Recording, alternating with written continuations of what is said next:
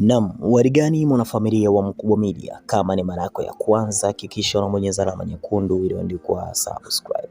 Diamond Platnumz ameweza kuhusishwa kutoka kimahusiano na kimapenzi na mwanadada anaye kwa jina la Diana Enege kutokea pale nchini Nigeria. Nikukumbushe tu ni kwamba Diamond alielekea Nigeria kwa ajili ya kuwa kwenye harusi ya Jux, na yeye alikuwa ni mtu wa karibu kabisa wa Jux, ambapo tunaona aliweza kumsaidia Jux na sherehe ikaweza kwenda vizuri zaidi.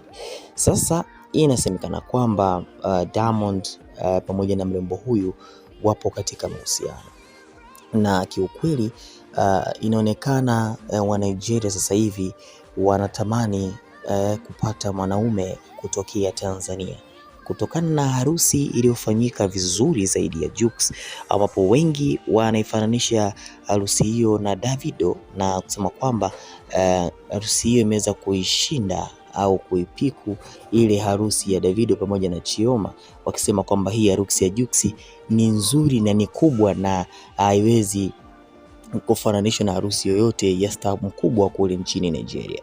Sasa kutokana na ukubwa Jux kutokea Tanzania akiwa ameambatana na rafiki yake kipenzi Diamond Platnumz walifika kule nchini Nigeria kwa ajili ya harusi hiyo.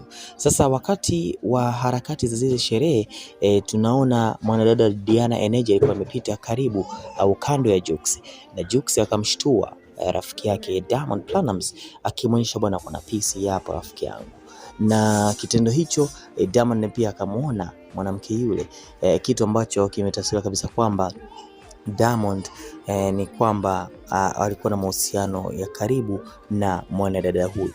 Na kwenye ile pati ya usiku tunaona Diamond alisema kwamba baada ya Jux naye pia anataka kutafuta mke wa pili kule nchini Nigeria.